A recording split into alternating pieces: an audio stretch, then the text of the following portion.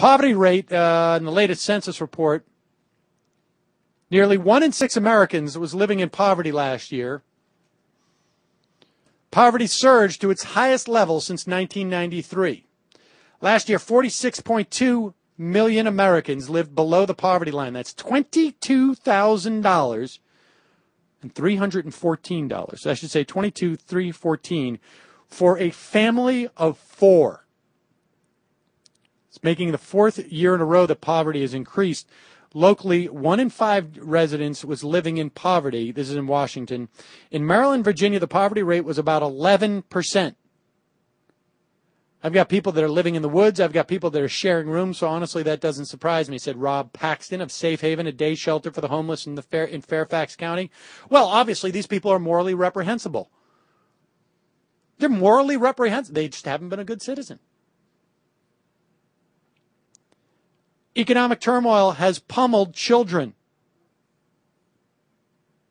and women. Poverty rate among women climbed to 14.5% in 2010 from 13.9% in 2009, the highest in 17 years. Extreme poverty rate among women climbed to 6.3% from 5.9%, the highest rate ever recorded.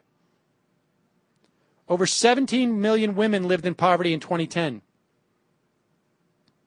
The percentage of women under 65 with health insurance increased from 19.2% in 2009 to 19.7% in 2010. Well, you know what that means. They're probably sluts. Right? They're morally deficient. Among women who had families, single mothers, I guess divorced mothers, widows, 4 in 10 lived in poverty. 40.7%. The child poverty rate jumped to 22% last year. More than half of those poor children lived in a female-headed family. We had almost 1 million more children fall into poverty between 2009 and 2010. We've also seen a continued increase in the number of children who live in extreme poverty. For instance, a family of 4 living on $30 a day. Think about that. $30 a day. If you take half of that, $450 a month for a room for these 4 people to live in, you have $15 a day to feed these kids and yourself. $30 a day. And I don't know, what's the minimum wage? $7.25, right? Is that what it is? $7.25? Yeah. You're making you doing 8 hours a day if you're lucky. $60 a day. It's stunning. It's stunning. And these people, of course, are all they're all morally deficient. They're morally deficient. Half of all bankruptcies, you'll remember, in this country are a function of medical expenses. Those morally deficient people who didn't get insurance, they should be punished. They should be punished. Census Bureau did have some good news, however, if you are very, very rich.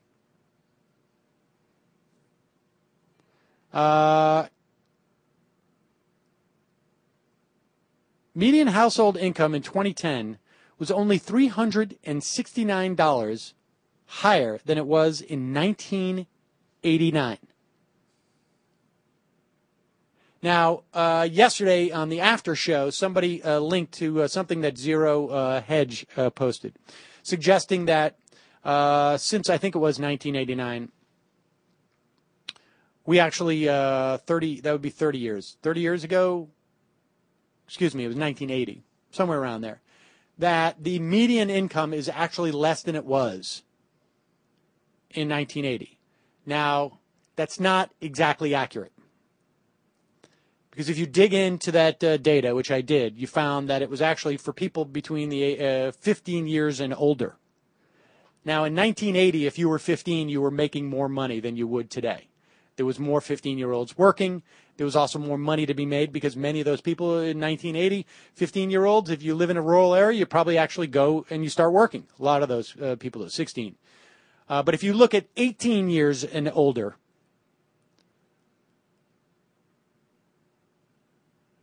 people, the median income today is 25% higher, while GDP has grown by 61%.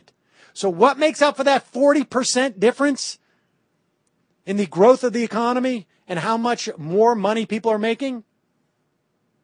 Well, of course, it's all gone to the richest Americans. The poorest Americans actually make less than they did in 1978. The middle class has seen its income essentially stagnate. The top 20%, I should say, I'm sorry, when I say middle income, I would say that it's closer to about 7%. It's 25% higher than it was, but it's grown 7%.